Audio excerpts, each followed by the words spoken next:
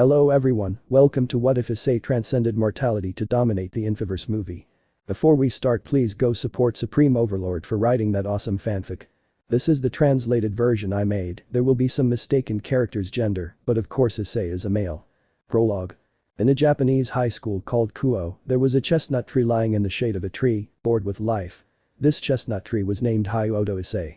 This boy was somewhat peculiar, given that before entering the academy, he was a junior martial arts champion from all of Japan, considered almost invincible. He enjoyed it a lot, but during a fight in a tournament, he grabbed his chest and fainted, having to withdraw from the tournament. No one knew what happened to him. Until 2 months later when he entered the academy. During the first 2 weeks he looked totally alone and somewhat distant with a somewhat lost look. One day they offered him to enter the martial arts club. He simply left the classroom and with his hair covering his eyes and a cold voice, said I'm not interested. Nobody realized how truly furious he was and that he had clenched his fists until they bled. After a while and for some strange reason he had become a pervert, the biggest in the history of Kuoh, and he hung out with 2 other perverts. Mitsuda, a bold guy who tried to copy the look of Vin Diesel, Bruce Willis or The Rock, but he didn't have the Kai, and Motohama, a guy with glasses who wanted to have the Sharingan or the eagle vision of the assassins, but he didn't have the Kai either and could only do the 3 measurements of women. N.A. Now that I ask myself, why the hell do you want something like that? What the hell is it for? It's better to see through the clothes, right, gentlemen? These are forming the perverted trio of Kuoh, who mostly spy on the wings of the Kendo Club, which is strange that they mention the 3 of them, because when Issei discovers them, he is already in the shitty RPM from afar. N.A. If you guess what country I'm from you'll know what RPM means or just PM. Well, let's continue with Issei, who for now is the only one that matters at the moment. His friends arrived all messed up to where he got up from the ground and told them. Issei. It's clear they did well, he said with a mocking smile. Mitsuda. Issei, damn you, why did you leave us? Said the only knee-headed man who isn't cool. Motohama. True, why did you leave us? Said Shino's cheap attempt. Issei. What if they give me a place like you guys are? Said the brown-haired boy annoyed by his friend's imbecility. Mitsuda. And why do you talk like that since you started saying words in Spanish for a year? N.A. Remember that everyone speaks Japanese until the demons appear. Issei. A year ago I traveled to Latin America and I met several Latinos who impressed me with their way of speaking and expressing themselves. By the way, Latinos are cool, they have more freedom. The only bad thing is that their politicians are corruption incarnate. A fucking democracy that doesn't work. Well, what's wrong with someone careless? Mitsuda. If I knew what it meant I'd kick my ass. Motohama. Yes. Issei. Let yourselves come, I don't know you 2 autistic people, said the defiant Issei. M&MXD. Keychains. A whore without Vaseline more tagged. Issei was holding Motohama in a key on Mitsuda. I see. Let's see, you're really fucking tough, said Don Verg sorry Issei with superiority. This was observed by Redeed, a spoiled girl with a model body. Well, she had an anime style drop from what I had just seen. Girl sorry Arias. Akeno, who is that boy? I asked a brunette with a ponytail, a with some magumbos with purple eyes, violet whatever color they are, and who had a jug of tea. Busty saw Akeno. Her name is Hyoudou Issei, 2nd year. Why does Butchu ask? Are you interested? Asked the busty Akeno. N.A. I'll be doing this for a while. Riaz. I feel something interesting inside him, I'll send Kaneko to follow him for a certain checkmate, she said making a move. A. If you thought I would say which one, then no, because I don't know about chess and I don't remember which one I did in the anime novel. We return with the one who had the Kai to be Bruce Lee. Issei. Because I feel like my life will be interesting from now on, I thought intrigued and then saw a girl in the window of what looked like an old school. Who is she? Our protagonist wondered. At the exit of the Alaska, A. I got bored of riding Academy on the bridge. Issei was trying to answer the questions that man asks himself since his birth. Issei. If 2 plus 2 is 4, why is marijuana illegal? Why can I pee without shitting but not shit without peeing? If a pool is a wave, the sea is Toyota. Where do bald people wash their foreheads? Where is the other half of the Middle East? Who killed the Dead Sea? Question still unanswered.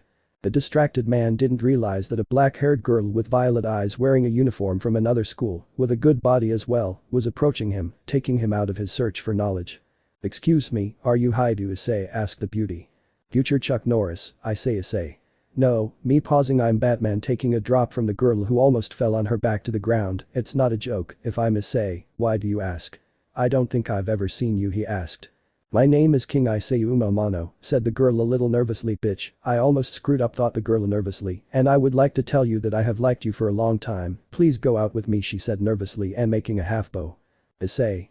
Kai, wait, in one note I know too, no matter how good pretty you are, this is very strange. I say, in what universe is this possible? At that moment, all the many universes trembled due to a chain sneeze of several chestnuts. What was that, said Issei after the tremor. The case is not I'm going out with someone I don't know. Uma. Boo, but he said with a tone that seemed like he was going to cry. Damn, what was he thinking? No one could be so stupid to swallow that. The same thing happened again, but to a lesser extent. Well, but we can meet, don't you think, he said in a somewhat pleading tone. Please accept. Issei. It's okay, it never hurts to meet new people, especially a beauty like you, Uma-chan said, son, laughing as only a protagonist can do. Uma. Thanks Issei-kun. How was Friday? Issei just nodded his head. The one above, until then, giving him a kiss on the cheek and then leaving. You don't know what he's waiting for, he thought maliciously. Issei. Why does something tell me I'm going to die for being an idiot, he said with some concern. What does it matter with luck and sex, he said to continue with his thing. What he didn't know was that an albino loli was watching him and then leaving. Appointment day. Issei was ready to get ready, but since he didn't find the clothes he was looking for, there was only one thing to do. Issei. Mom, old bitch, where is my super suit? The later reference near the park. Issei was going around his house like Don Vergas. Just the part where the other guy walks to get a few laughs, I don't plan on changing the video for the gif. Until he ran into a cosplayer who gave him a paper that said fuck whoever reads it XD. No, the girl told him we will fulfill all your wishes. The brown-haired man had an okay face and continued with his thing. Put back the part where he walks. Until he met Uma. Hi, I didn't make you wait, right? Issei. I just didn't get here, I've been here for 10 minutes, damn bitch. Uma. Okay, let's go. Insert an I'm quote montage. Uma. It was fun, it's a shame it's over, he said sadly, but we could do something to end it in an unforgettable way now, with a slightly macabre smile. Issei. Of course you have in mind today I fuck bitches, he thought happily and a little scared when he noticed that smile. This thought grew when he approached him and asked him. Uma. Would you die for me, he said with a tone that froze Issei's blood. Issei.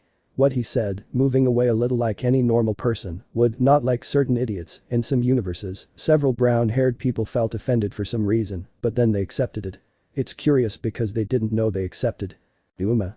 That if you would die for me and then change into an S&M outfit, you know which one, and become a little taller for some reason. Issei thought he wasn't that wrong, it's nothing personal. If you want to blame someone, blame God for giving you a secret gear, he said to throw a spear. Excuse the redundancy of light, which Issei barely dodged. Issei. Almost a secret that to dodge again. Mr. Piccolo was right, the most important thing is to know how to dodge. Uma. He already dies by throwing another one which grazes him.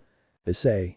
What can I do? I am really screwed, there's nothing I can do, damn it, he said in frustration, so that when the spear reached his left side for some reason, a green glow came out from which a kind of metallic red glove came out. The first one without evolving. Boost. Issei. What the fuck? Looking in amazement at the red glove. I feel much stronger than ever, he said with a bit of emotion. With this I can defend myself. Although deep down I knew it was going to be a pain. Uma. Puffahaha, the girl laughed. That's just a twice critical, a very common secret gear. With that it can only duplicate your power 2 times, and just waking up with that wound and being a human it's much less, she said arrogantly. Issei. Maybe, but at least I'm going to break that arrogant face. Issei throws himself at the girl and it rang again. Boost. Issei became faster, being able to dodge more easily, making Uma get serious, and Issei couldn't get close enough. From one moment to the next, it resonated again but different. Reset. Suddenly losing the power he had, receiving another spear that this time hit him but in the side. Issei. Ayaha. Uma. Ha, this is the end. Issei. No to one, no, I declare to try to fight again. Thus it continued, with Issei luckily dodging the spears with the help of the trees until finally after a while it resonated to his relief. Boost. Issei.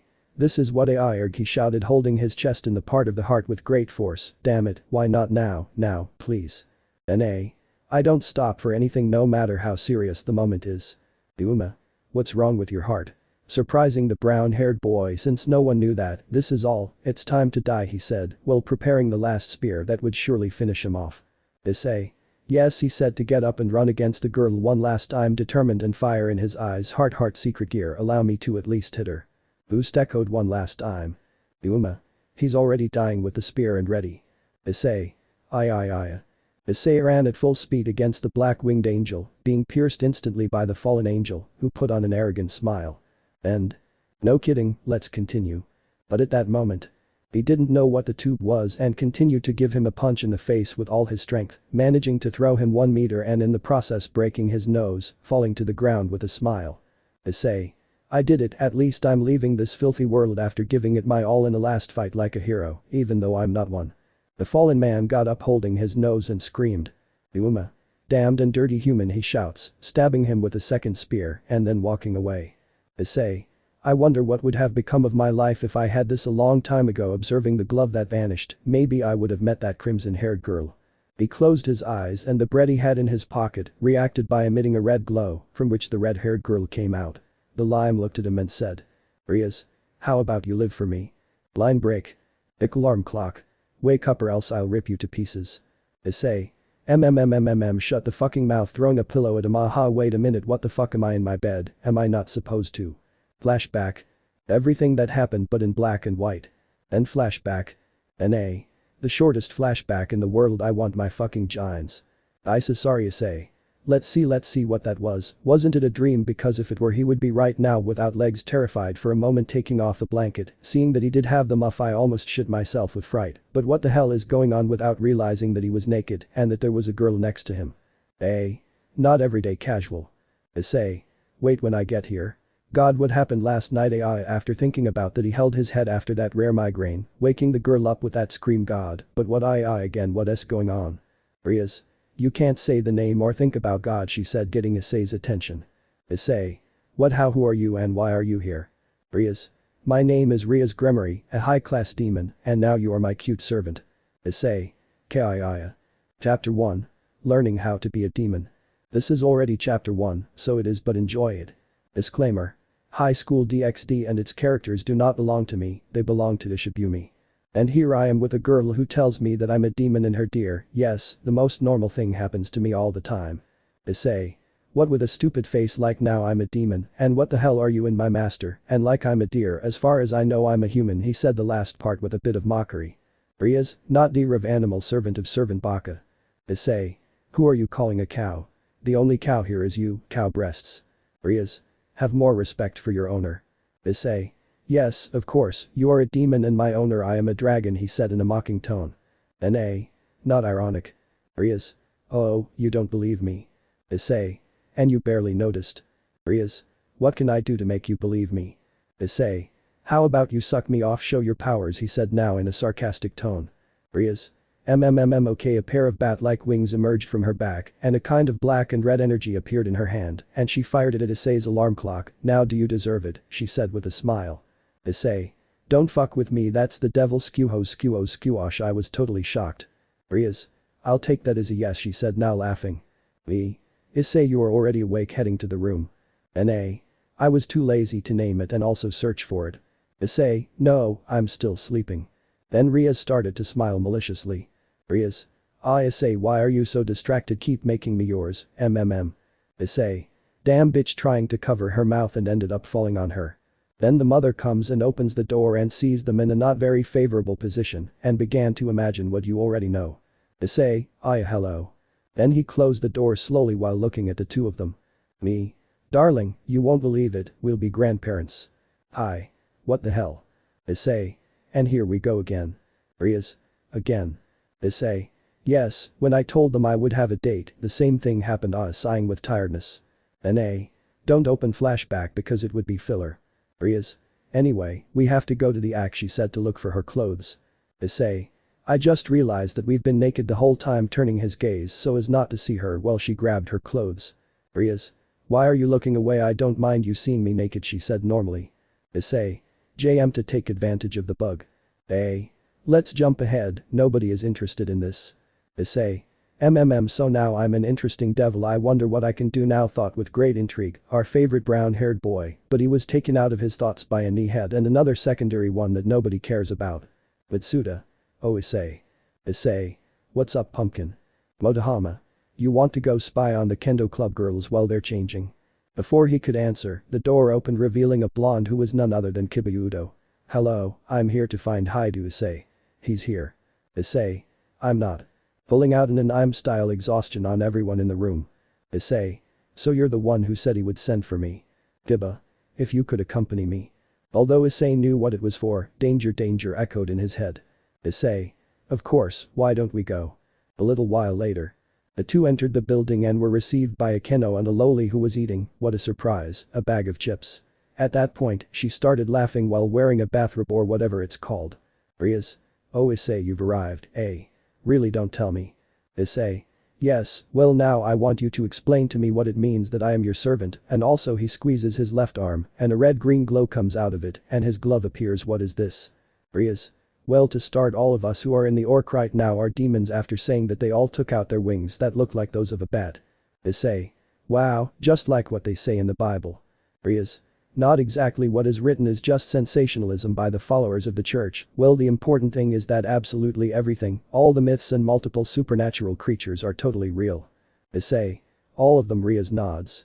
Vampires, werewolves, yokai, gods, and even dragons, she said with special emotion at the last part. Rias. Yes, that is the case. The reason why a fallen angel wanted to kill you is because you have a secret gear, that red glove you have. Issei. But what is a secret gear? Rias. They are objects created by the god of the Bible to give humans the ability to perform miracles. Only humans or hybrids can do this. Among these are a group of 13 known as Longinus, who have the ability to even kill a god. Issei.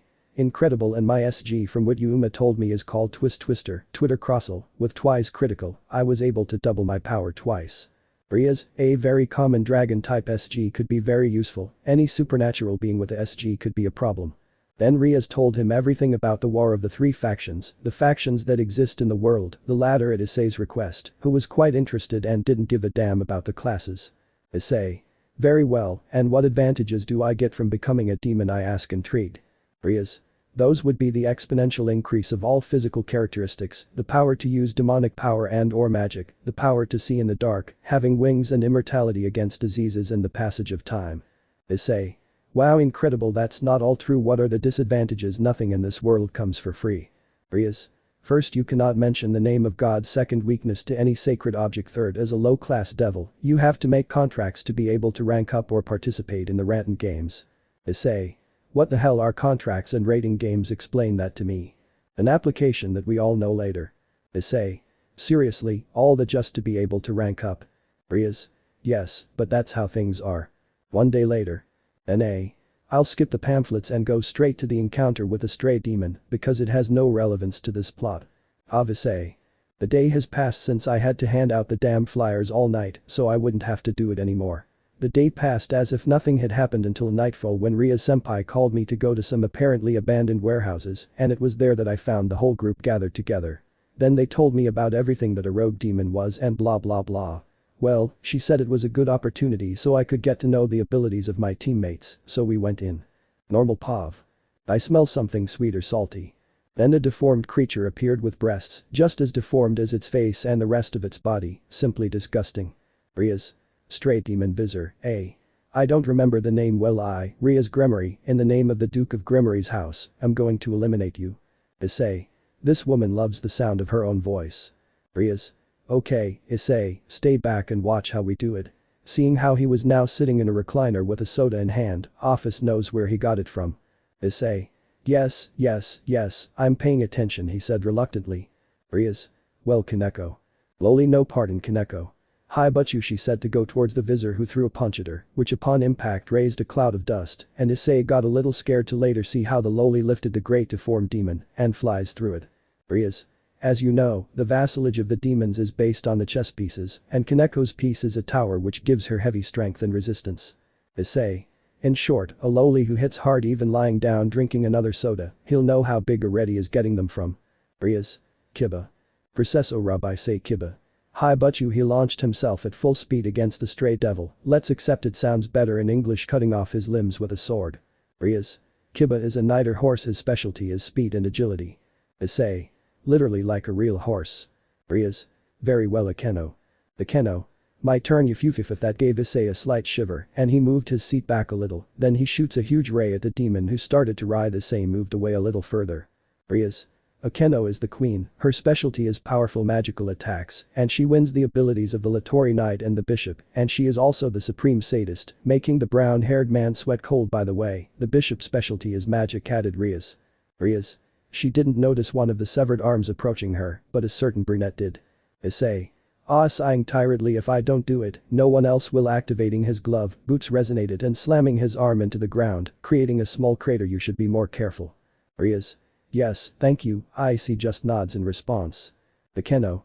Ara, so you wanted to hurt Butchu by increasing the power of the lightning. Rias. Well, it's time to finish you off heading towards Visor last words Rias sentenced. Visor. Kill me. Rias. Granted creating a sphere of the power of destruction, destroying it without a trace. Issei. So that's it Rias nods so what's my piece he asked intrigued and is there anything I'd like to ask you all? Rias. You're my adorable pawn, and what do you want to ask of us she asks intrigued. Issei. Well with what I just saw I can realize the great difference in power between you and me, so I would like to ask you if you could help me by training me so I can raise my level and also learn to use magic and also a sword. He said, somewhat embarrassed, swallowing his old pride as a martial arts champion, having seen in the short time he has been in the supernatural world that if his companions left him so low, what would the real heavyweights be? There are beings who could annihilate him in less than a blink of an eye. You can do everything. You cannot win a fight with only conviction and willpower. It is something he has known for a long time. Rias. Of course, you just had to ask for it. I have no problem if the others don't have it either looking at the others. The others? No, there is no problem. Issei. Guys, thank you very much, I am in your hands making a mini bow. Rias. Then you will start your training tomorrow. Issei. Okay he said quite excitedly. Rias. Well then, starting tomorrow you will begin to train strength and endurance with Kaneko, speed and sword use with Hyoudou, and magic with Akeno. Time skip 2 weeks.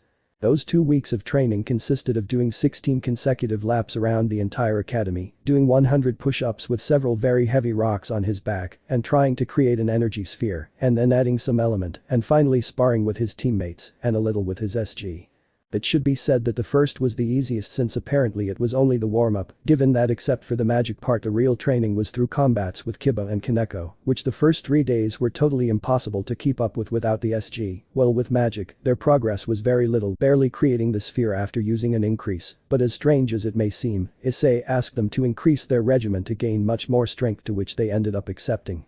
After seeing that it would not change an idea the regimen increased its difficulty, you imagine zeal, but nothing too far-fetched, which surprisingly gave much better results until one day he simply stopped training, and he looked somewhat depressed as the case is that he was currently going through the pair deep in his thoughts when suddenly. Hiya. Issei. Nani when he sees some panties flying already and none lying on the floor showing her panties that by the way were white, my life seems more and more like an anime he said, to get ready to help her. Thank you.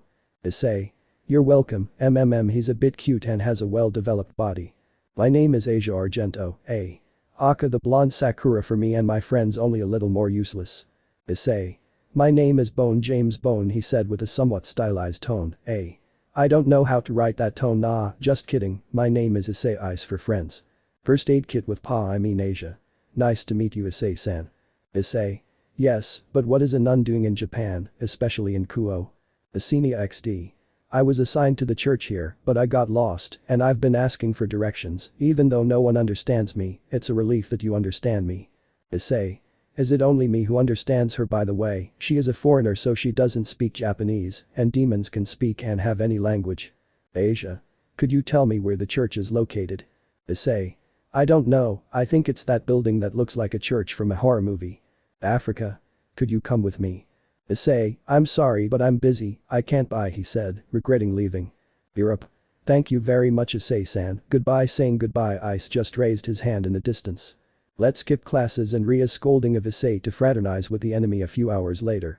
Ria's. Well done, today you have to fulfill a contract. Issei. Okay. He stands in the circle and teleports away, Remember his training that's why he can do that. Then he appeared in a dark house, in other words, a cliché scenario from a horror movie. Issei. Wow, did they have a party and invite me late or what's going on here? Issei starts walking through the house when he comes across another cliché scene from a horror movie. 4 people, a dead family, all of them with their organs out and some without eyes. Issei. Oh shit, I just got here and it's already raining dicks. Wow, what do we have here if it is not another demon, and shit said an extremely bad attempt and Dante even the DMC is better. Issei. Who are you and why did you do this? Answer. A cheap attempt at a 5th grade Dante. I am Father Fried Zalzen, an exorcist, dedicated to killing shitty demons like you, and also all those who make contracts with demons, a red-eyed Abilo with a sick face. Issei. I really believe you're a father, what psychiatric hospital did you escape from? Fried. It doesn't matter, it's time for you to die. He takes out 2 silver tubes from which 2 beams of light came out, giving it the appearance of a sword, and launching it towards Issei. Issei. Shit, wouldn't a Yeti be a Sid anymore? However, in front of this, your strength won't save you. Also, charging against him, activating his SG, instantly obtaining a boost. Fried threw an X-shaped cut that Issei dodged with a slide and lowering his body to give him an uppercut with his left fist, receiving a kick to the chest from Fried, getting ready to throw a punch, being stopped by the father, to then give a spinning kick to the side of the exorcist and making him fall to the ground. Issei approached only to receive a cut on his right side. He quickly got up and kicked him in the shin and then boost. The glove resonated giving him a great boost. Issei. And now take it. Issei gives him a right hook to the stomach and a kick to the neck, making him drop one of his swords and taking it. Reset losing power. Issei. Let's continue to begin the lightsaber duel. Issei throws a slash which is stopped by Fried. Fried hits Issei in the stomach and makes him retreat. Issei recovers and elbows him in the forehead, taking care of him, throwing a sphere of demonic power at his torso. Fred. Damn. Issei. What s up, is that all, Mr. Exorcist? All that training paid off, he thought happily. Line break. Riaz. Why did it take so long? Ice. Akeno. She must be a difficult person to contract with. Riaz. Yes, but I have a bad feeling. We return with Issei. Issei opens his hand and puts it as if he were trying to grab something, and Fried looks. Issei. I already made you look for later. Boost and give him a roundhouse kick to the jaw. Issei. In the face, bitch. Fred. Sick. They both jump about 2 meters and clash swords in the air and kick each other, but in that boost. The kick and Issei gains more force, and Fred is pushed and crashes against a wall and spits blood from his mouth, and Issei ends up on top of a wardrobe, and Fried got up and was preparing to jump. Issei. Don't even try, I have the terrain, I have the advantage. Asia. Issei. Asia. Fried took advantage of Asia distracting Issei to shoot him in the left knee, causing him to fall face down on the ground. Issei. Damn it, Asia, I shit on the whore who gave birth to you, Issei shouted angrily. Fried. What did you think of that? Asia. Father, why did you hurt Issei-san? Fried. Why, he is a demon. Asia. Is Issei-san a demon? Fried. Yes, and our job as exorcists is to kill them. By the way, you did make the barrier. Asia. But Issei-san is a good person. Fried. From what you said I realized that you didn't do it, it was to be expected from a useless person like you, the only thing you're good for will be to give me fun by breaking part of her clothes, but suddenly. Boost. Issei. Take this hike and lighting his fist on fire hitting him in the face, throwing him against the wall, cracking it. I'm not finished with you, he said to try and go to him, but at that moment he stops. Reset. Issei. I, he screams holding his chest very tightly. No or no, now please no, to feel another smell, but this time on his other knee. Fried. What s up, dirty demon kicks Issei. This is the end, he launches himself against Issei, but then a magic circle appears and a sword stops his sword. Hibba. Issei-kun, we came to save you. Issei. Yes, I noticed. Fried. More fucking demons he kills, but he was cut off when he felt something stuck in his torso to see the sword that Issei had taken from him. Issei. Bitch revenge. Hineko. The fallen approach. Riaz. Then we have to go now, creating a transport circle. Issei. Asia, the fallen are coming and in this circle only we demons can leave, so run, bitch, run to disappear with the entire Gremory team. Chapter 2. Battle against the fallen. The dragon awakens. Issei. After meeting an exorcist and fighting him in pure GD style, and because of a certain person I got shot in the knee and an I'm style, my companions came to save my ass. Here I am in the orc with the naked president holding onto my back while she shines red. According to what she told me she is healing me, but who cares, I feel her breasts on my back. Maybe I don't like her at all, but this feeling is the best. Riaz. Ready, she said, to separate from Issei and start dressing. I did the best I could, but since the wounds were made with sacred objects, I couldn't heal you completely. Issei. Removing his expression of idiot thanks, Butchu stands up and puts his shirt back on. Time skip next day. And there I am, casually walking through the park. Issei. Ah damn, I'm not completely healed, at least part of the pain is gone, but he puts his hand on his left pectoral. This hasn't disappeared, at least it calmed down a little. Until I met a certain person whom I didn't expect to meet. Issei. Asia, is it really you or did I become the child from the sixth sense? Asia. No, it's actually me. After that, for some reason, I took her to eat hamburgers and to play video games, where I won a stuffed animal of a Chinese copy of Pikachu, and I can say that without a doubt, she is like my drug. She is very expensive and is damaging my life. Asia. I had a lot of fun today, Issei-san. Issei. I'm glad because I've only lost money and yesterday I took 2 fucking glasses because of you.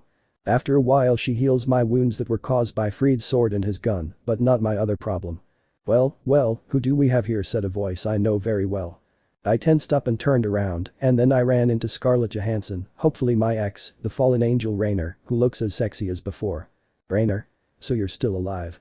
I thought that in our last encounter I had ended your life and on top of that you cheat on me with another one, feigning indignation at the last moment. Issei. I'm not someone easy to kill, why did you miss me, Ray-chan, and it offends me that you think I have such bad taste, I say in a mocking tone. Rainer. You wish, trash, and who gave you permission to call me that? Issei.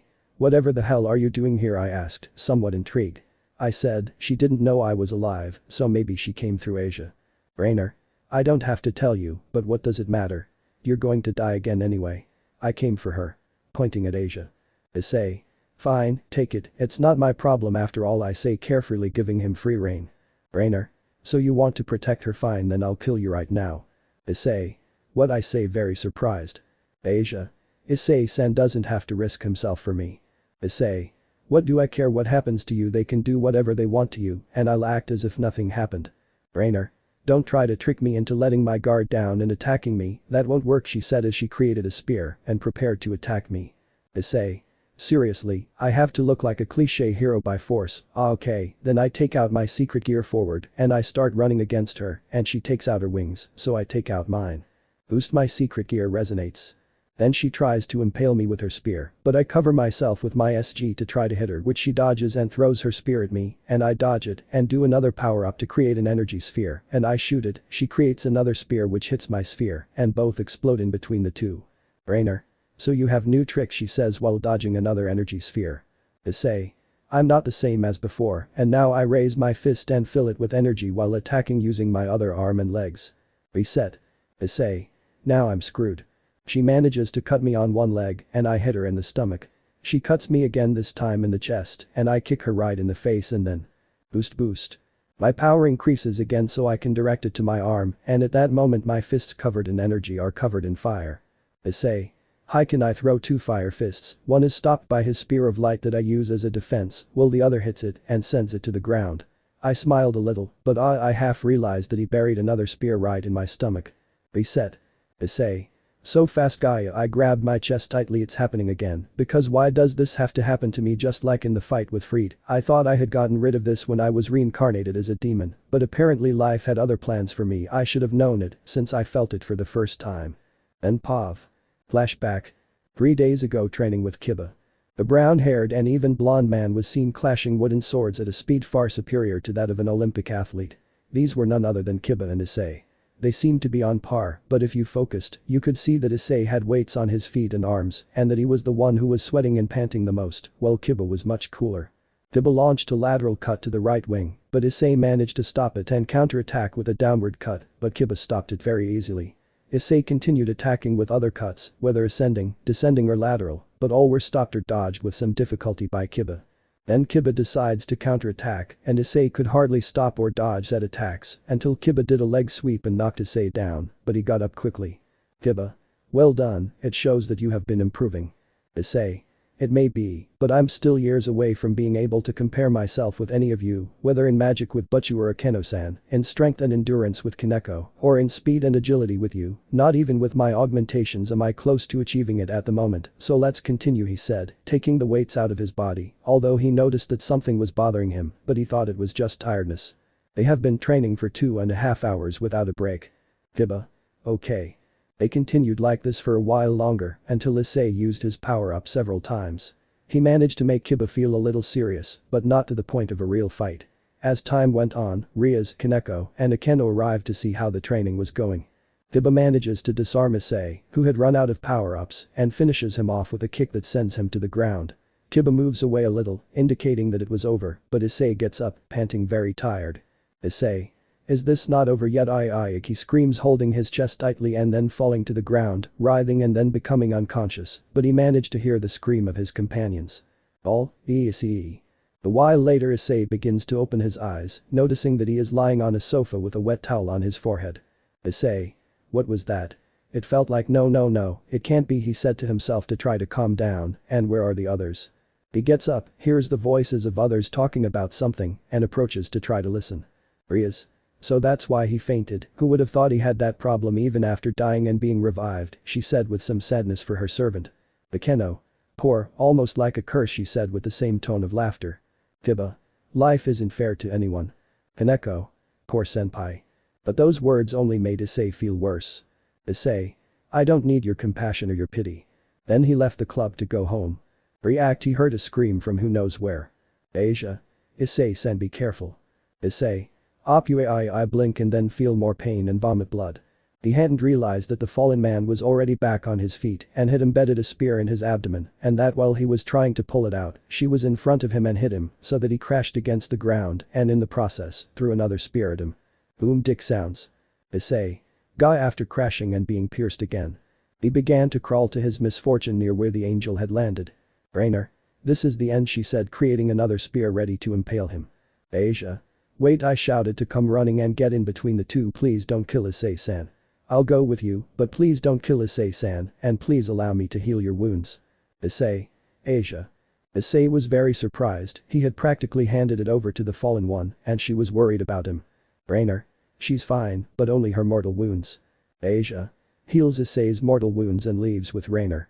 Happened to Rias and what they were supposed to do. After a while running, he reaches the orc and enters the classroom to find Rias sitting in the chair of his desk. Rias. Oh Issei, what happened to you? Issei. It's a long story, but you. He tells her what happened and asks her what they will do now, and Rias simply answers him. Rias.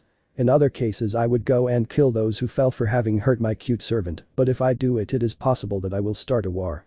That disappointed Issei a lot, who expected Rias or the others to help him, but now he didn't know what to do, and then Rias had to open his mouth to make him angry. Rias. Although I'm surprised that you were able to fight alongside a fallen one considering your situation. This made Issei angry and he left, saying that without saying anything before. Issei. Just because you've reincarnated me doesn't give you the right to talk about me as if you knew me. Issei left and returned to the park to sit on a bench to think about everything that happened since his reincarnation until this moment. Issei. How did I end up like this, placing his hand over his heart. Flashback. A year before youth martial arts tournament. Issei was preparing to participate in the tournament in which he would defend his title as the national champion of all Japan. He was dressed in a black sweatshirt with a red oriental dragon and red protectors on his arms, in the style of Jin Kazama from Tekken. Then Issei and his opponent were called and placed inside the ring. I don't know how to say it, so that's why I'll call it that. Referee. Same as above, greet each other, to which both made a half bow and Hajimeru begin. His opponent launched himself at him, but for Issei, he barely saw any problems and kept dodging until he got bored and decided to end this once and for all, and he gave him an elbow in the chest, a paw on the side, and to finish, he gave him a paw on one of his feet, lifting him and hitting him in the air to send him to the ground. Grayfia. Chikbun enough approaches Issei and raises his arm. The winner of this fight, Issei the Dragon Hyoudou. Issei, woo. So he continued winning one fight after another, but each time it became more difficult and he felt that something in him was beginning to burn out, and not in a good way. Well, the fact is that he reached the final, which would be tomorrow. And the day was the final of the tournament, but since yesterday Issei didn't feel quite right, he felt very hot and a burning in his chest, but anyway, he wanted to continue, so even though he was in such a mess with 2 balls in his pockets. Referee. Say hello to each other, to which both of them gave a half bow in Hajimeru. Then the match started, being quite even, but as it advanced you could see that Issei was starting to lose, as if something was stopping him, and his opponent noticed it, and like any good son of a bitch he is, he wanted to make fun of Issei. Son of a bitch X. God, I deserve a Nobel Prize for originality, right? What's going on? That's all I could do, Mr. Champion. I'm disappointed, but what more can you expect from a piece of trash that no one appreciates, not even his parents? Behind that supposed dragon, there's just a kid who wants attention to feel loved. The fucking guy is already fucked up. Issei. "You, who do you think you are to judge me, you bastard son of a bitch, it's time for me to show you what this kid can do," he said to get into position and then. "Hey. Ignore the X-rays. Referee." Jbun approaches Issei and raises his arm. The winner of this fight is Issei the Hyoudou dragon. But then Issei grabs his chest and falls to the ground unconscious to wake up who knows how long later on a hospital stretcher and is taken by a nurse to an office where his parents were. "Doctor? Hello, I see you woke up," he said seeing Issei enter the office. "Please sit down. Well. What I am going to tell you is a very delicate subject regarding the situation that young Issei has." That made Issei gulp and tense up a lot. "Doctor?" "And he suffers from a rare disease which causes his heart to increase its temperature in a very extreme and unnatural way. What happens is that with each beat Issei's heart generates a large amount of friction, which in turn after a while, begins to generate more and more heat and the heart, as some method to get rid of that heat, begins to pump blood faster, but this only makes it worse at the same time that every place through which that hot blood passes runs the risk of burning, and the veins suffer irreversible damage, and it is also possible that due to overexertion his heart stops or directly explodes, and since this is a case never seen before there is no treatment, and that due to the increase in temperature the heart and its conduits began to become more delicate, it is possible that if a transplant is performed the heart will be damaged or stop working in the middle of the operation, so I recommend that you do not do any activity that requires physical effort or a lot of emotion. I am very sorry." After hearing that, Issei simply collapsed completely. The only thing that truly fulfilled him was that he had stopped forever.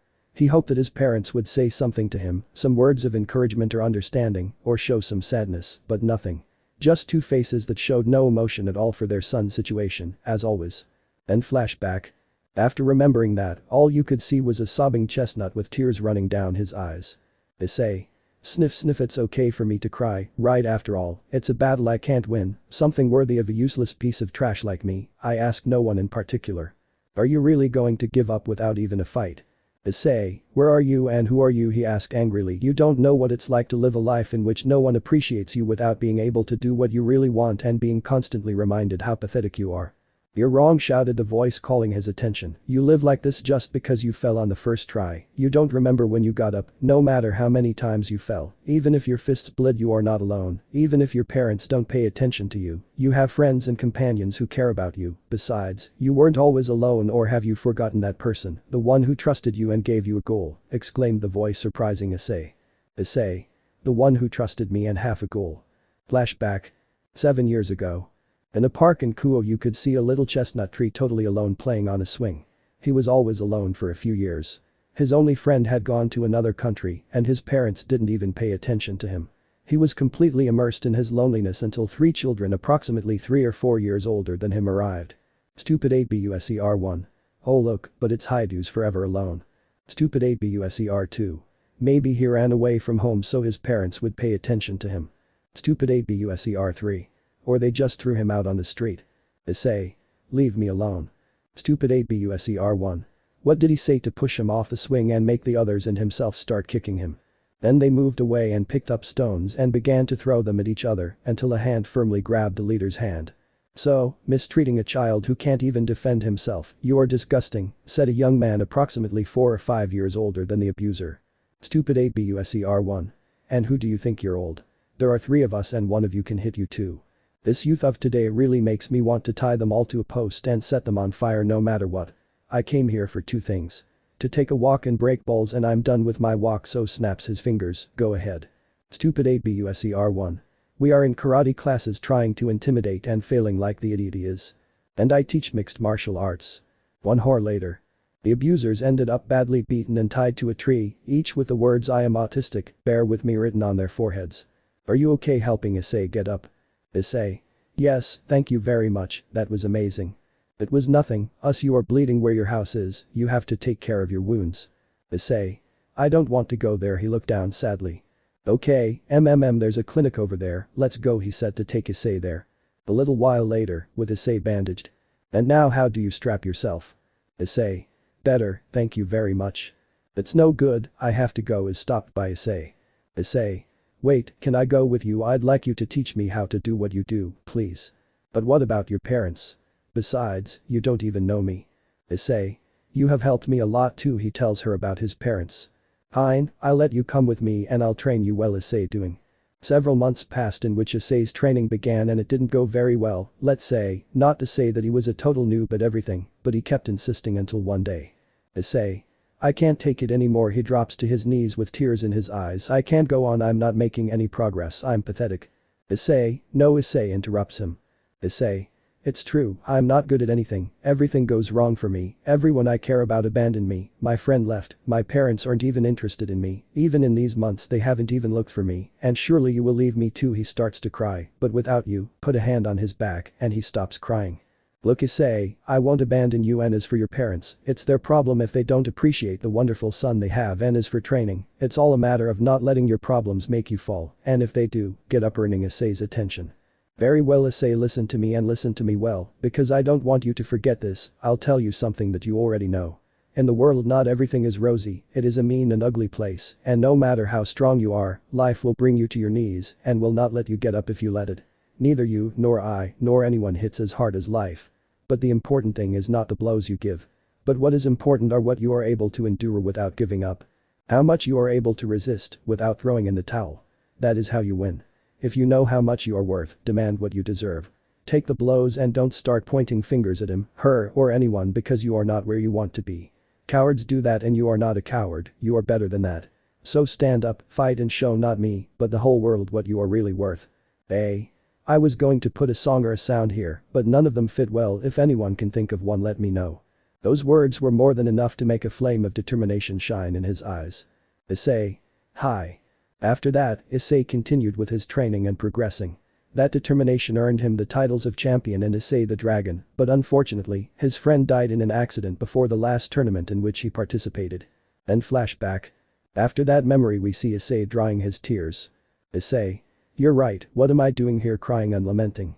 I should be fighting against those fallen, thank you very much. At that moment he realized that he was really alone in that park. But he didn't give it any importance and ran off in the direction of the abandoned church, without realizing that a silhouette was watching him leave with a barely distinguishable smile. A little while later, church door. Issei. Okay, I'm here now. What now, do I just walk in and shout happy birthday, or do I ring the bell and say it's pizza? Seriously, I'm making jokes at a time like this. He said, laughing a little. But then he heard the sound of footsteps and tensed up until he realized it was Kiba and Kaneko, which calmed him down, but also left him confused. Kiba, Kaneko-chan, what are you doing here? Kiba. We came to help you. Kaneko just nodded. Issei. Well, thank you very much. Now is stopped by Kiba. Kiba. Issei-kun, do you already know about the promotions, right? Issei. The ones from the supermarket. Kiba almost fell over after that. No, it's a lie, I know them, they're when a pawn reaches enemy territory, it can change to be another piece except the king, right? Kiba nods, but that can only be done in a Radic game, right? Kiba. No, this can't be done anywhere that is declared by the king as enemy territory. Issei. For the king he imagines Ria's maybe after being spoiled she's bipolar, well then promotion. Tower, and also he takes out his SG and hits the door sending it flying. And in passing it was heard that he hit several people. Issei. Knock knock motherfuckers. Freed, wow, but if it's Issei-kun and two other shitty demons, we knew they were coming, so that's why we prepared ourselves, pointing at several stray exorcists. I hope you're ready to die. Issei. Well, you know what they say in these situations, let's rock bitches. Please fast forward to 034. Then I compensate for the fight in which the renegade exorcists threw themselves like Venezuelans at a piece of bread, even though they were fights like 1 against 10. Those who launched themselves at Kaneko were either sent flying by her blows or crushed by the object she threw at them, and I think one of them was made by a certain person who. Those who launched themselves against Kiba, these were mostly cut down very easily by Kiba, while with others he managed to clash swords and then defeat them with few problems.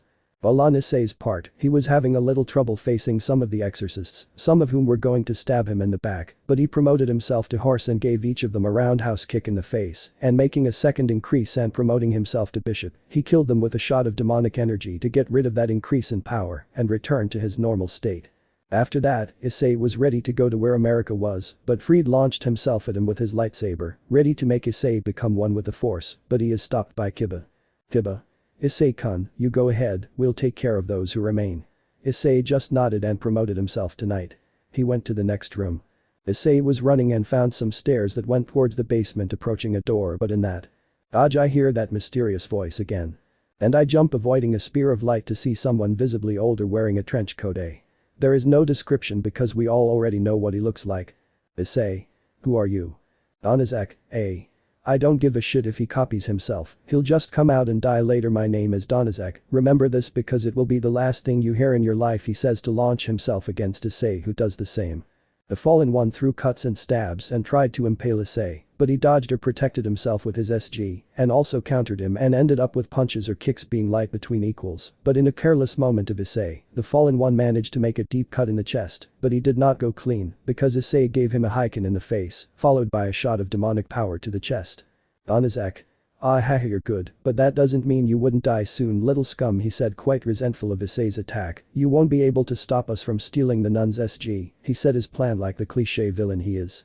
Issei. What are you saying? Like her SG, but if they take it away from her, she could, and that reminds him of something he heard from Rias. If they take your SG away, you'll die. This surprised Issei, who, for getting distracted again, was attacked by Donizek. The lance pierced his right side, leaving him quite injured, but the fallen man grabbed it by the neck and compensated by hitting him in the face. In that, Issei promoted himself to a rook and hit him right in the neck, then lit his fists on fire and promoted himself to a knight. Issei. I'll finish you off. Promotion. Bishop. With that, he feels his heart start to burn, but he endures it to increase his power twice and demon shot. Ignore the shape of the gauntlet. But that attack, Issei Sizo of the fallen secondary to continue forward with various difficulties, meeting Asia on a cross and Rainer near her and on the floor, a large magic circle. Issei. Well, there's only one thing left to do, he said to himself, to launch a shot of demonic power to the ground near the fallen and grab Asia and then run away to be chased by the fallen. Imagine that you are the ones in the video. After chase, Issei, who by the way was promoted to knight, left Asia unconscious on the floor at the top of the church and turned to see Rainer, who was very furious with him. Rainer. You, damn you, how dare you join yourself where you are not called, she shouted furiously. Issei. And go with the cliché dialogue, or come on, I know you can come up with something better, he said, very hesitantly, hiding his tiredness. He really is messed up both inside and out. Rainer. Well, finally I'll get rid of you once and for all. She creates a spear of light that she notices she throws towards a brown girl who is pink on her right cheek when she tries to dodge it to charge an increase and create a fireball which she shoots, but the fallen one intercepts it with a spear of light to then charge against Issei with another spear, being that Issei manages to evade it with some difficulty to try to hit her, but she dodges those blows with some difficulty. Issei charges another increase and performs a Heiken which is stopped by a spear of light. This was becoming more and more tired, and it was clear that his heart was killing him from the immense pain he expressed on his face, while Rainer seemed to be in better condition and less tired.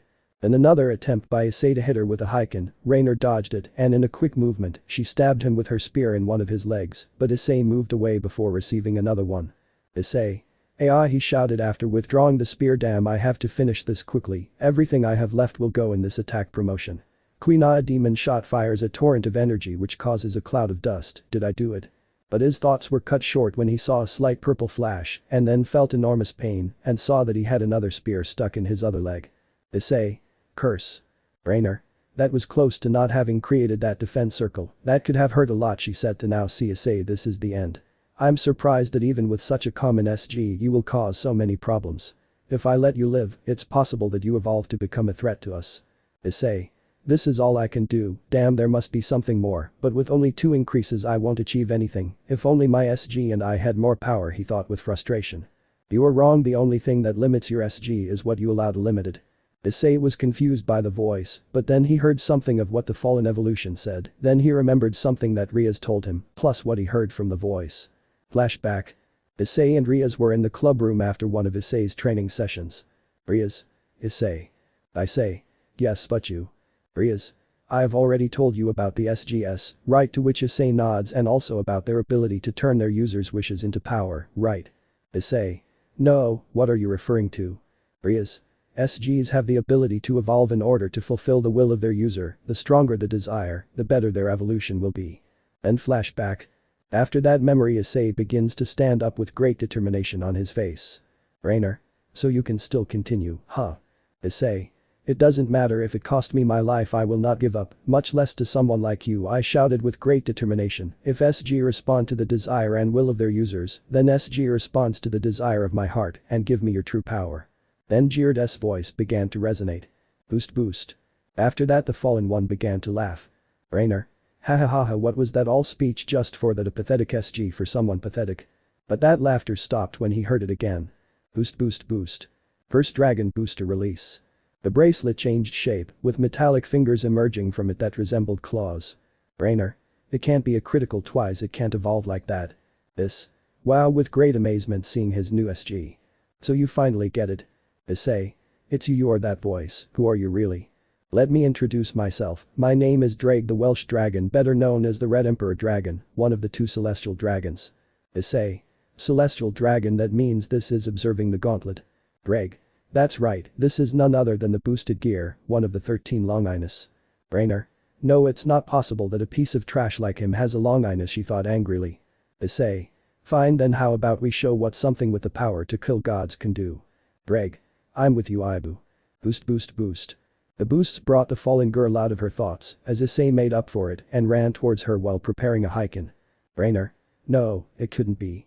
Boost boost. Issei. Swallow this haiken, lifting the fallen person into the air, jumps to then more hand flaming hammer, a powerful hammer blow with both arms ablaze. Boost boost boost boost. Brainer. How is it possible that even after being so injured you still keep fighting? Issei. That's because I will continue fighting as long as there is heat in me, and at this moment Watashi no Kokoro wa Modairu. Burst. Issei. Eat this, dragon shot to fire his torrent of energy. Imagine it bigger. The attack destroyed the top of the church and also sent Asia flying, which enraged Issei. Issei. Shit, Asia, you don't even stop fucking my life up when you're unconscious. Issei jumped from the roof and started looking for Asia for a while, until he found her lying on the floor as if it were something new, showing her butt, just like when he met her. Issei. He doesn't even stop humiliating himself, he thought tiredly. But then she saw a very battered Rainer approaching her, so she intervened again. Issei. That's enough, give up, why are you looking for his SG so much? He asked, pointing his glove at her. Rainer. No, I need to have it, if I get it, Azazel-sama, Shimazu-sama, I don't know how to spell this one, not everyone will stop treating me like garbage and will start to respect me and know my true value. That made Issei surprised, she was practically like someone who only wanted to show what she was really worth. Issei. So this is what it feels like to be on the other side, it's not pleasant at all. Issei. How pathetic, he said with a contemptuous tone. Rainer. What are you saying? You're even more pathetic. You were just lucky to be born with a Longinus. If it weren't for that SG, you'd be living a pathetic life like the scum you are. Issei. And you call me scum, you are the real scum, that for someone to take you seriously, you literally plan to steal something from another person. Do you really think that you will show what you are worth just by stealing a SG? On the contrary, you just show how pathetic you are by showing that you need something that is not even yours for them to take you into account. In addition to that, you needed almost an army of exorcists and other fallen just to steal a damn pair of rings from a damn nun, he shouted quite angrily. Those words were enough to break what remained of the fallen man's self-esteem, who began to cry and clench his fists in helplessness, knowing that what he had said was true. Rainer. Kill me, she said in a low tone. Issei. What? Rainer. Did you not hear me? Kill me, my existence has no meaning anymore. I will only be trampled over and over again. It is better for you to kill me than for me to continue living just to be constantly reminded that I am worthless.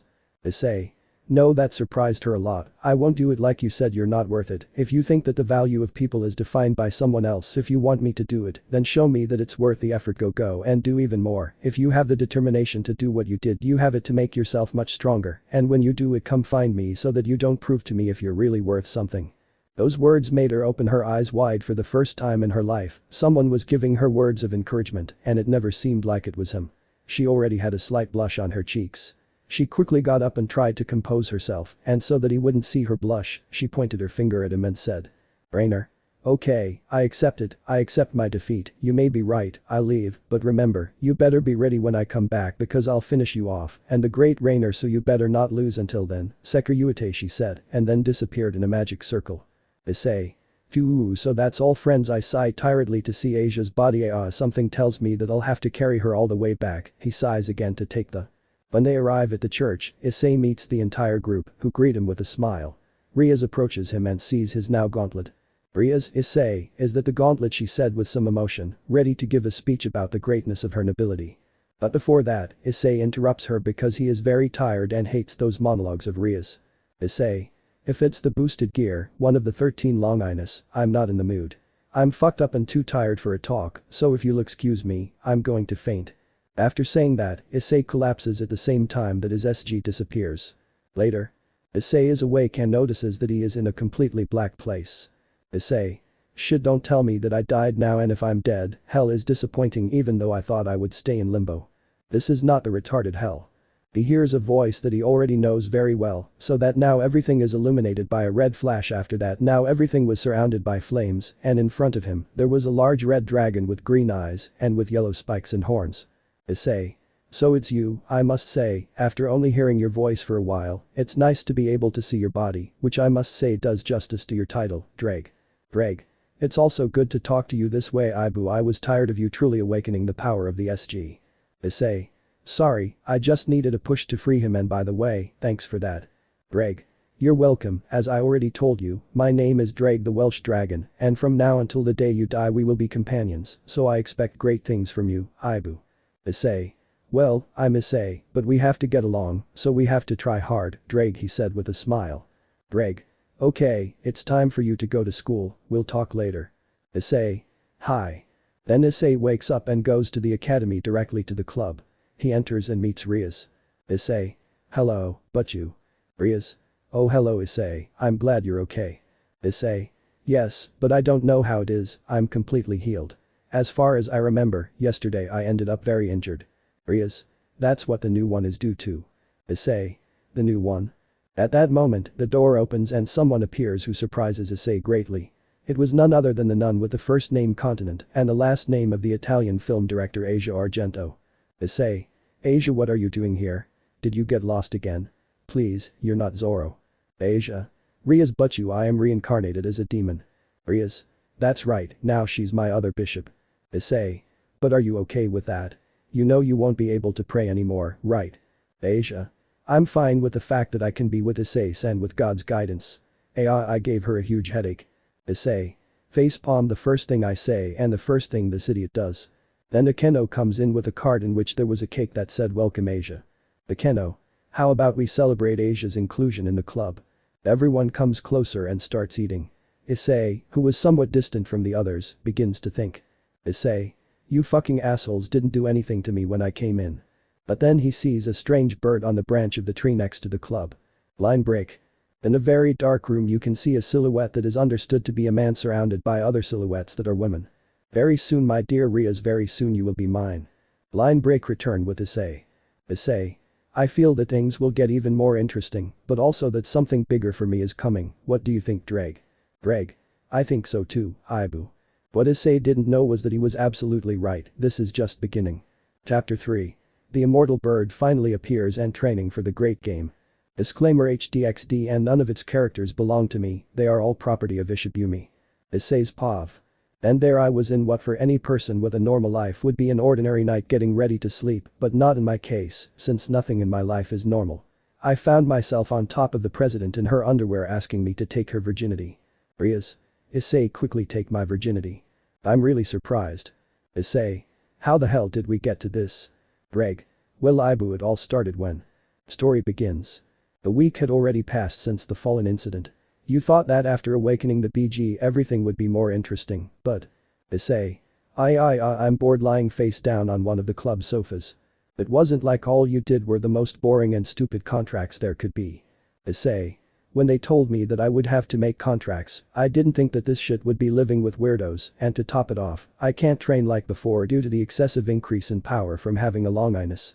Added to that, the contracts you had to make were with a lolican, a serial killer, a weird guy who loves magical girls, a dog, a clown, a rag, a mobster who for some reason became one of his frequent contractors, and the list goes on and on.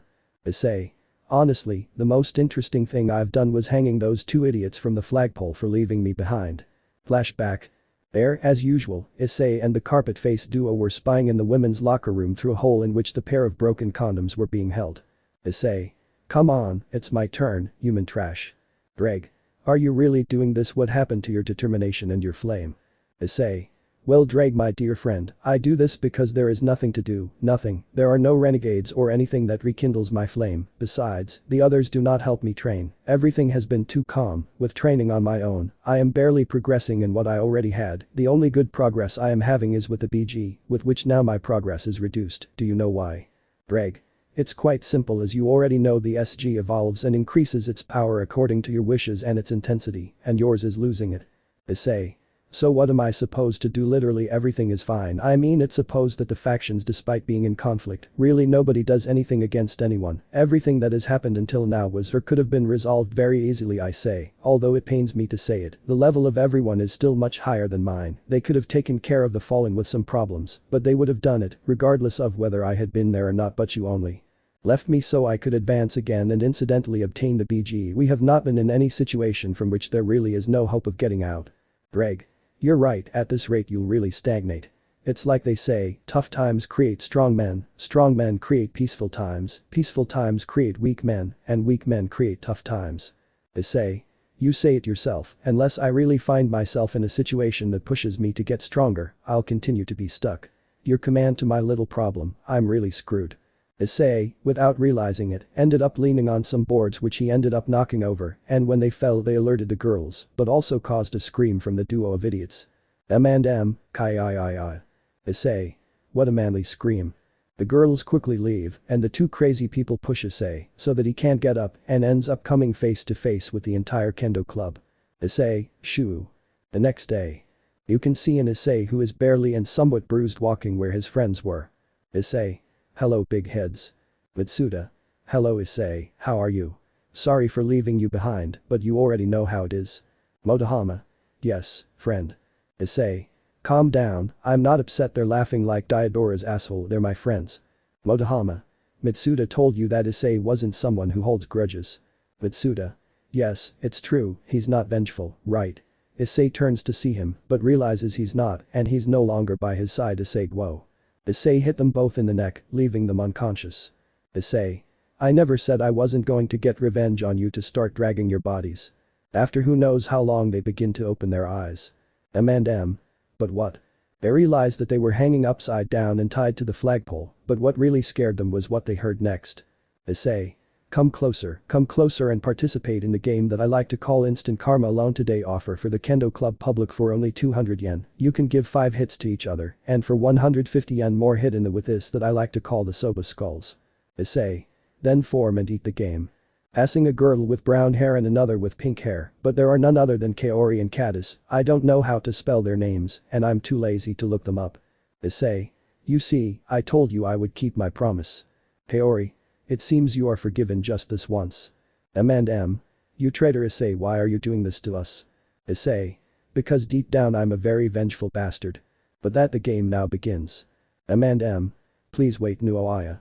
Many women beat you that day, women for being perverts, among them those from the Kendo Club, those from first, second and even third years, even the president and vice president of the student council, did it on behalf of the men just for pleasure. At the end of the day, Issei left with only a warning from the student council, and with almost 25,000 yen. Then flashback. Issei. Ah yeah, that was so good, and I left with a lot of money which I won't give shit to my parents, which reminds me that in my house now Asia is staying there because Ria's decided to send her to live at my house. Another flashback. This was very casual in his room, hiding a song on his cell phone lying on his bed. He was deep in his own world when he heard a knock on the door and went down only to see Ria's along with Asia and some boxes. Issei. Asia, Buhu, what are you doing here and on Saturday? Ria's. We came because Asia will now stay with you. Issei. No moms. Asia. Thank you for receiving me, Issei-san. Issei. And when I invite you to my house. This is how Asia moved into my house because of Ria's, which, unlike me, made my parents quite happy. They literally called her the daughter they never had because she really was what they expected from their son. Issei. Those damn bastards, I curse under my breath while clenching my fists. Then flashback. After all those memories, you finally got over your weakness. You finally got up from the couch. Issei. Ah, I really need some good excitement, at this rate my only good flame is going to go out. Then you saw the Redeed, who looked a bit strange with a somewhat lost look. Issei. But you, how long has she been here? He gets a little closer to her. Wait, what if it's like in the Alien movies? What if he pops a breast and throws himself at me to get into my body? Ddraig. Dude, seriously, sometimes you are such an idiot. Issei. Okay, forgive my life. Ria's. Issei, a contract arrived, wouldn't you mind doing it with me? The request, a bunch of dirty minds. Issei. Of course, why not? Skip much later. The contract consisted of a girl who for some reason was wearing samurai armor, who asked for help asking out the boy she liked, which made you bang your head against the wall several times while saying, Issei. I didn't come to this world to put up with so much faggot. The Gremory did practically everything while you just watched with great boredom. They finally got around to asking him out, but you didn't expect him to send her a damn arrow. After a long time in the park, they saw someone coming, but you didn't expect it to be a boy in medieval armor, with the arrow stuck in the armor's knee, who turned out to be the boy. After they spoke, the Gremory asked him. Rias. Don't they make a good couple? Ice love is beautiful. Issei. Issei. Rias. Issei, what do you think about arranged marriages with a somewhat empty voice? Issei. If I'm honest, I think it's stupid, no one has the right to choose for you, it's your life, only you have the right to choose, he said in a carefree voice. Rias. Yes. Later Issei's house. After that boring day, Issei was on his bed wearing black shorts. And a tank top. Preparing to sleep when a circle he already knew appeared in his room showing the redeed. Rias. Issei, you must quickly take my virginity, she said as she began to undress. Ddraig. And that's how you got here. Issei. Thanks Ddraig. Ddraig. Whenever you want to go. He didn't notice that Rias was in her underwear, but the top part was leaving her breasts exposed.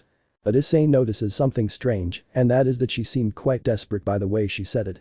He could be someone somewhat distracted but not stupid. Issei. But you, what's wrong with you? You sound so desperate. Rias. Issei, am I not enough for you? She puts Issei's hand on one of her breasts. Issei. Do you think I'm stupid and would do anything just for a woman's body? I'm serious, what is this all about? Rias. It doesn't matter, just take my virginity, this is the only way, only you would accept doing something like this given your perversion. This only made Issei angry since it confirmed what he was thinking. Issei. You. Is interrupted by another circle that appears from which a silver-haired woman dressed as a maid emerges. Are you really trying to break the engagement by doing something like this? Rias Oju-sama, he said with a cold expression that even scared Issei. Sirzechs-sama and his parents would be disappointed if they saw you do this with a servant, a commoner like him. Issei was starting to get more and more enraged to the point that if he got any more enraged, something deep inside his BG would start to desert. Rias. What I do with my body is only my decision, Grayfia, and I will not allow you to continue insulting my cute servant, even if she is my brother's queen. Grayfia. But you must understand that as heiress of the Gremory clan, you have a great responsibility, and even if you did, the engagement would continue. The two of them continued arguing, leaving Issei almost as ignored as your feelings for her. Grayfia. Yavasta Oju-sama, please cover your body from your servant and let's go, your parents want to talk to you. Rias. Sorry Issei, I didn't know what I was thinking. We'll talk tomorrow. Covering herself and leaving with Grayfia in a transport circle. Issei. Okay, what the hell just happened here? Day after.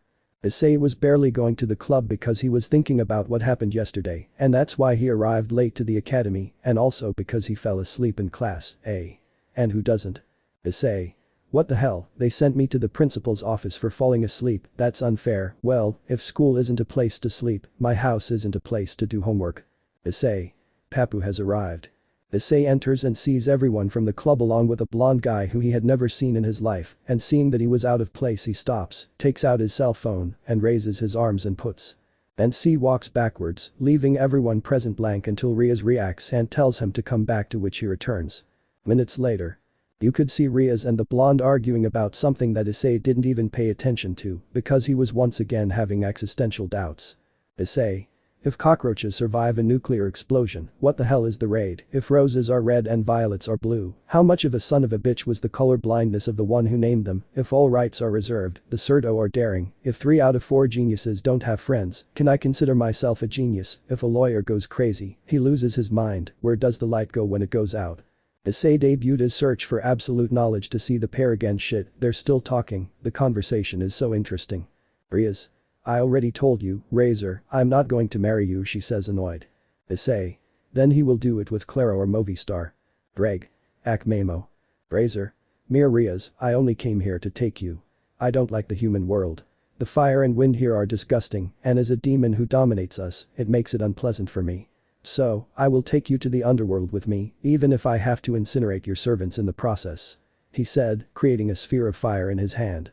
Issei rushes in and hits Riser right in the face with his BG and a Heiken, knocking Riser back. Razor.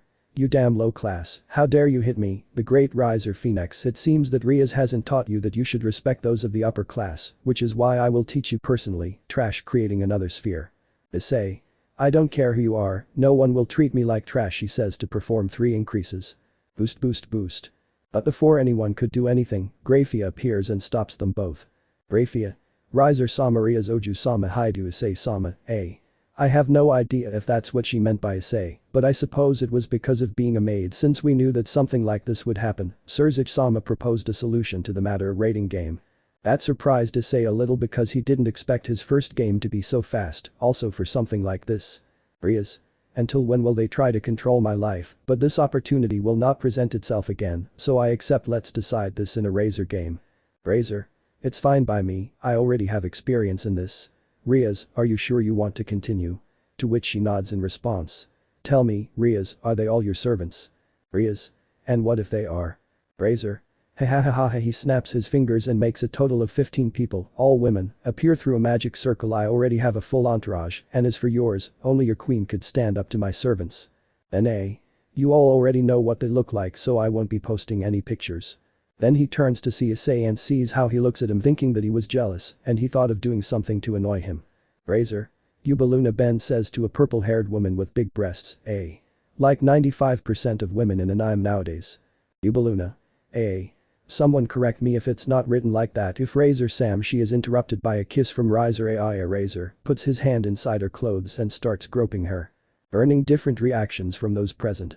Looks of contempt from Riaz, Akeno and Kaneko, disapproval from a blonde who was from their group and from Grayfia, and finally a neutral one from Issei. Razor. What's up, lower class, are you jealous? Issei. If you were someone else maybe, but I see that you are just a show-off who surrounds himself with women just to try to compensate or hide a tiny defect, and I emphasize tiny.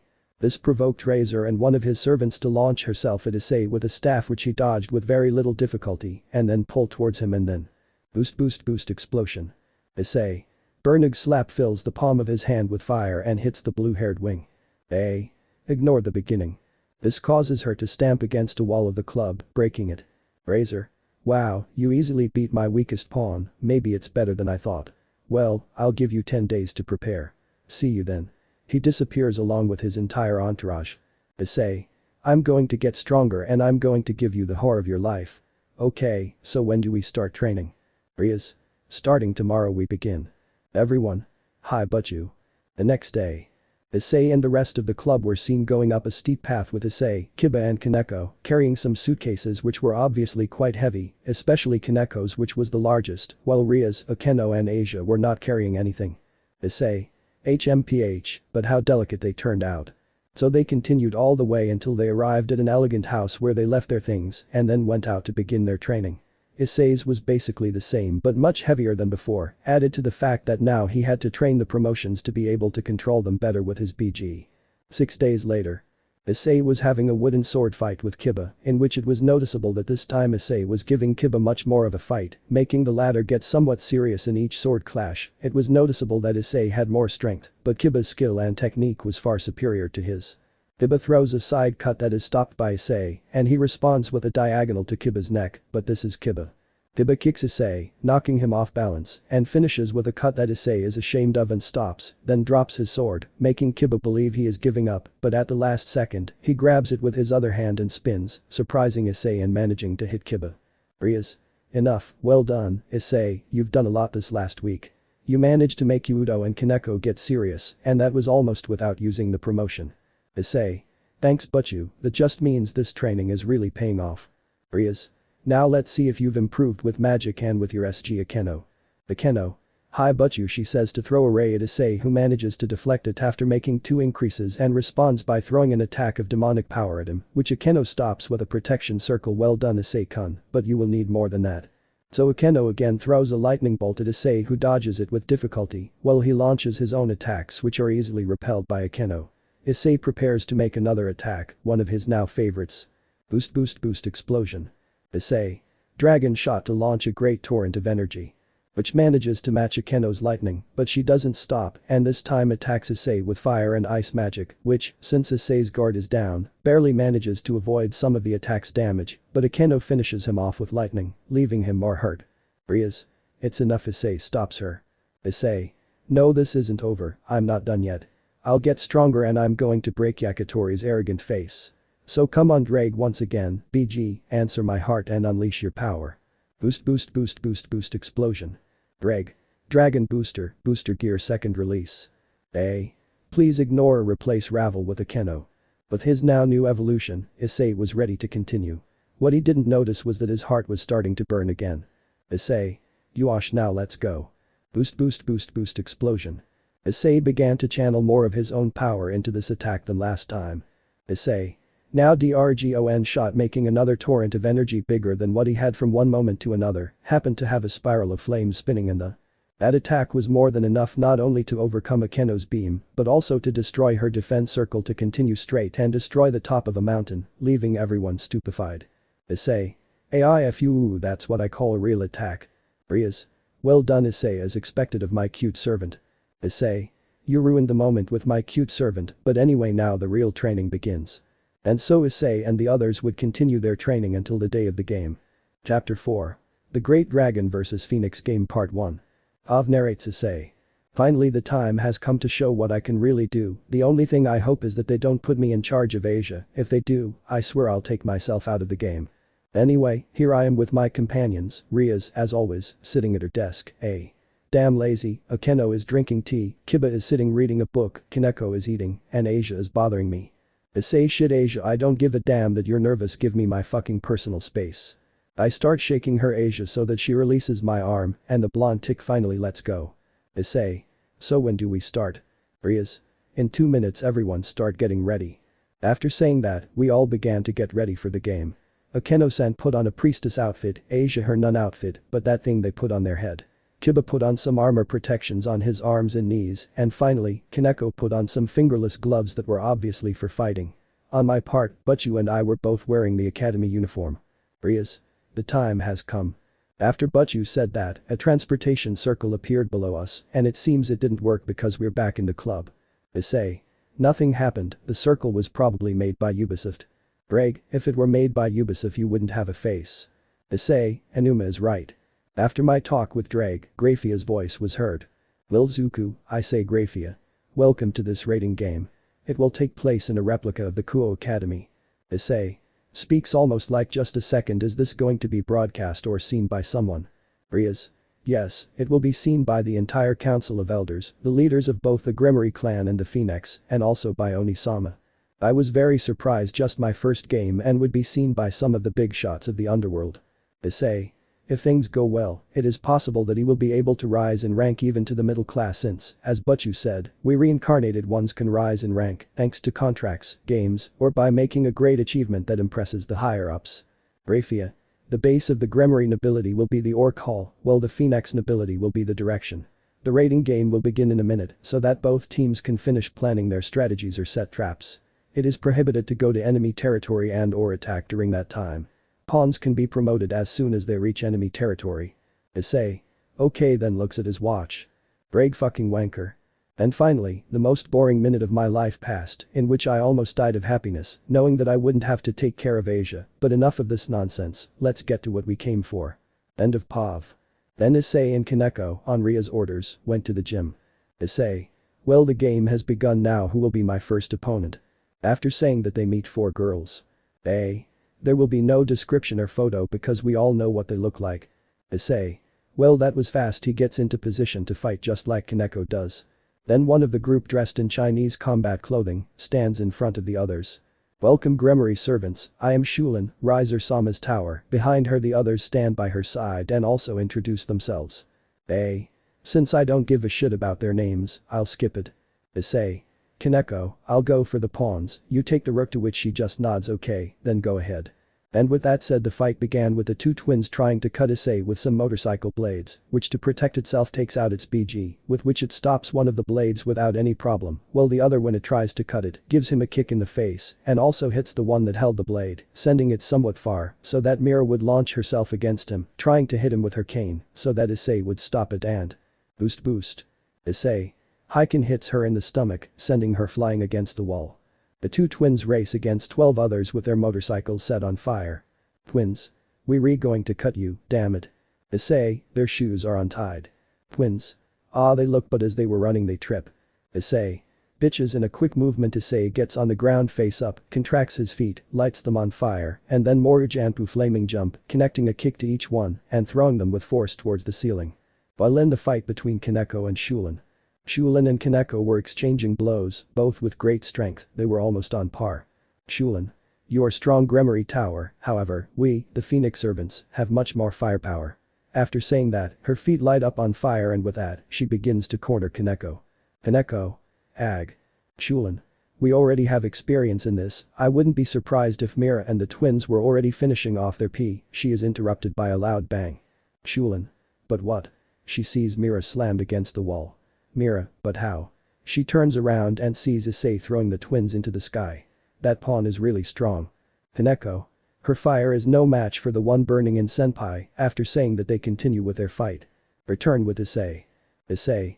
So this is the power of the Akatori pieces, I expected more, he said while lowering his gaze and speaking with some disappointment. On the other hand, my power is quite great, I have already used 2 fire attacks and my heart has not yet begun to bother me.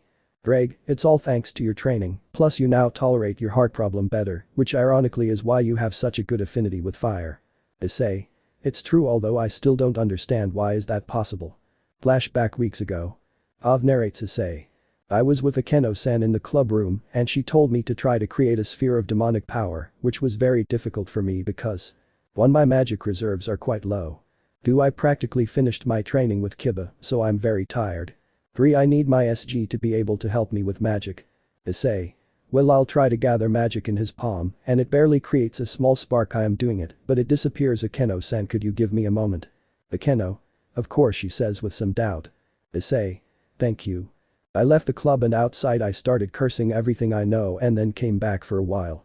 Issei. Ready, let's continue. I continued like this for a while, continually having the same result. Issei. Screw it, I got my SG with a lot of frustration. Boost. So I finally managed to make a sphere the size of a ping pong ball. Issei. Finally. Akeno. Well done Issei-kun, now try it without your SG. Issei. Fuck. So again I started with the same thing and honestly I was getting pretty angry until after taking a long break it finally happened. Issei. Damn it, why isn't it working, Jigua? My chest started to burn. I started to create another sphere, this one bigger. I did it, but then the sphere started to shake and release some sparks, it's going wild, until finally it transformed into a flame. Don't fuck with me, I almost shit myself in fright. Akeno. Well done Issei-kun, you have a good affinity with fire. Issei. If we go, I want to see how far I can go. And with that, my training to master fire began. Then flashback and POV. Issei. Although I still haven't mastered it, at least I was able to create some techniques which I only used in physical ones, and with my recent training I advanced a little more. Then a voice brought Issei out of his thoughts, reminding him where he was. Grayfia, 3 Phoenix pawns retreat. Issei. I'm still in the game, right? Well, I think it's time for me to get rid of you 3 since you bored me. He puts his hand on his chin. I think I'll use that. Kaneko and R parts, that. Boost explosion. Being ready, Issei runs against the 3 who try to attack him, but Issei dodges all their attacks and he touches each one, leaving a mini magic circle. Issei. Well, this is the end. But that said, he snaps his fingers, but what happened he didn't even expect. SP. Kai, they shouted because all their clothes had been torn. This caused different reactions. The Razor's servants were blushing and covering their bodies. Issei with a blank expression because of what had happened. Shulin looked somewhat blushed and annoyed, while Kaneko.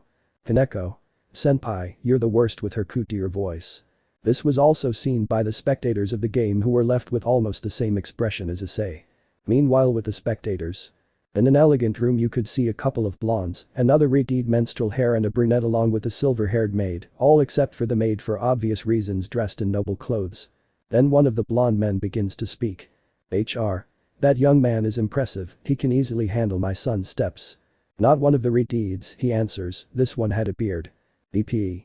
He obviously has very good ability, and that SG, if I am not mistaken, is none other than the boosted gear that contains the Welsh dragon inside it.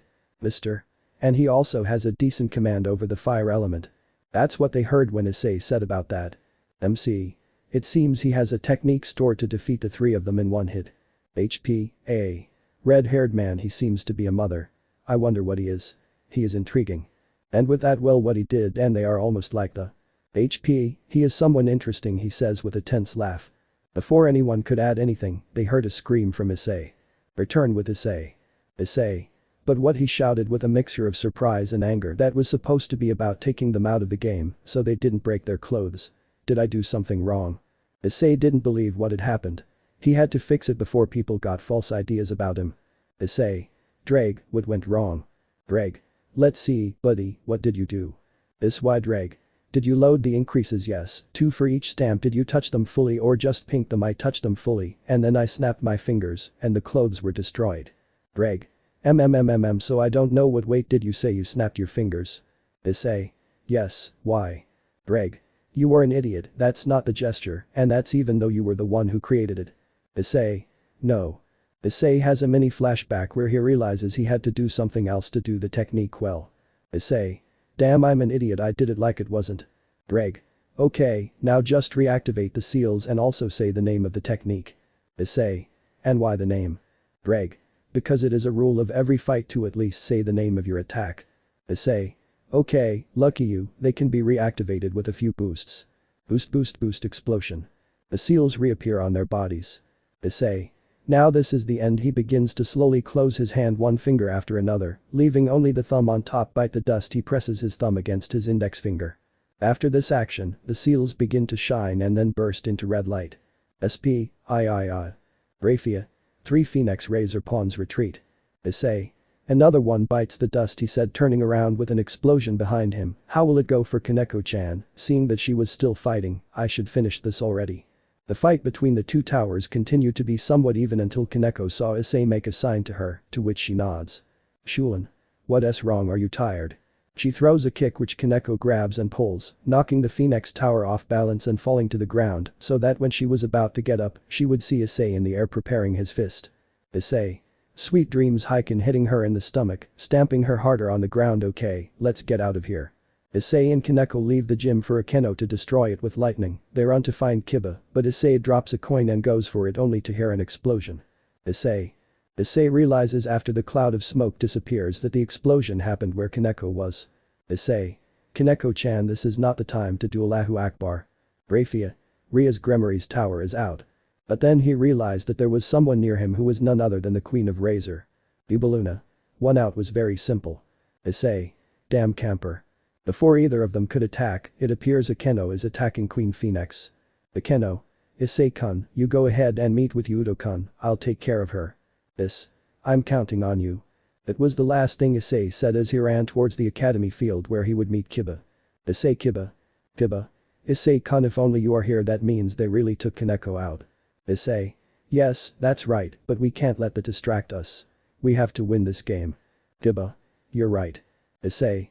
Okay. Issei stopped since he realized something. We are surrounded.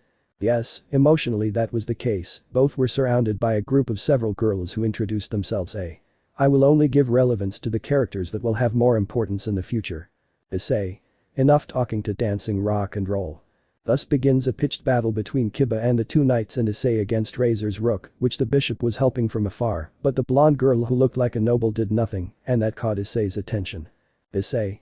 Hey, you looking at the girl, something about you seems different to me from the other pieces of yakitori. Why don't you fight? My name is Ravel Phoenix, and I am Razor's younger sister, and I am just a spectator. Issei. What, that yakitori put his sister into his harem? Damn sick shit. Is N'(T1) good for anything? That made Ravel blush with embarrassment. Ravel. Claw, of course not, you damn sick man. Issei. I'm going to assume he said no to both of them. Phantom of the Opera with Issei Isabella. Yes, it was the best thing I could think of. You're going to lose if you don't pay attention to your opponents. He gave a combo of blows to Issei to send him flying into a tree and for the Phoenix Bishop to finish him off with several magical attacks. While on Kiba's side, things weren't going any better for him, given that the other two knights were making it quite difficult for him. Ravel.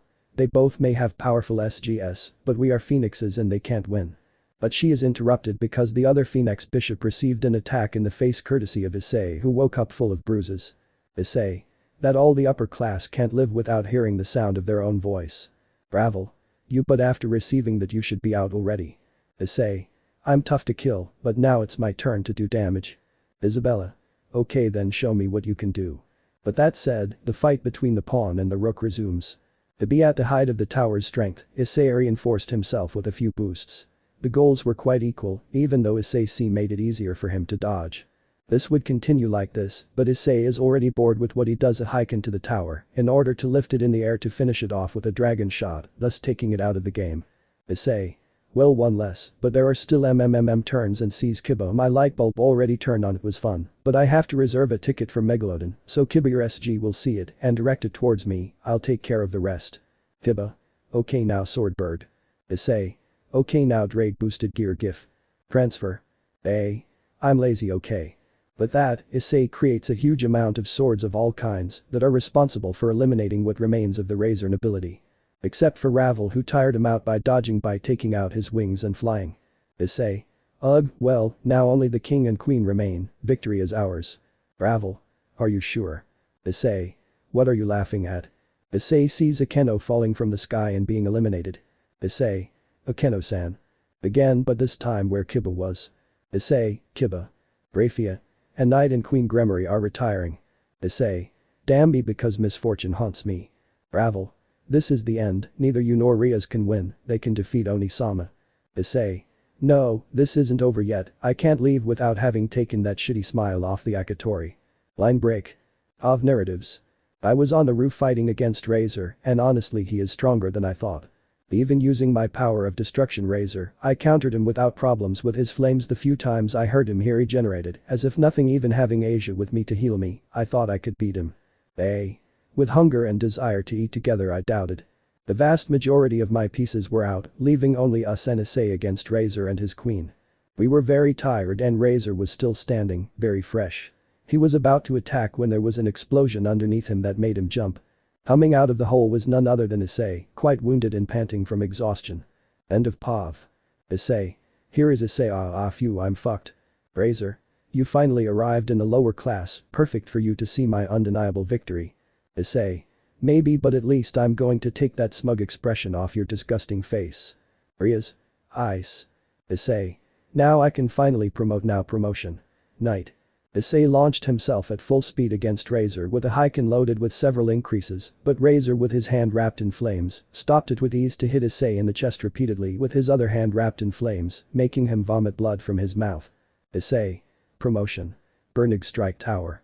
Issei tried to fire kick that Razor stopped again. Bracier. I admit your mastery over fire is decent, but don't forget that I am a phoenix. Razor takes out his wings and rises, still holding Issei, then releases him and hits him with some sharp gusts of air, shaking him quite a bit and killing him with a fireball, causing Issei to crash violently into the ground. Issei, why? Razor. I'm not done yet. Launches a rain of fireballs at Issei. Issei. Promotion. Knight. Issei starts running avoiding the fireballs, but some of them do burn him. Issei. Promotion tower. Issei takes several heavy debris and throws them at Razor, but he easily destroys them. Razor. What kind of attack was that? Boost explosion. Issei. Promotion. Dragon Gatling gun, Bishop. Launching an immense rain of dragon shots which managed to hit the Razor one after the other, creating a dense layer of smoke. Issei. Kuoh falls to his knees holding his chest with his heart burning like never before. I hope that with that I was able to hurt him at least a little.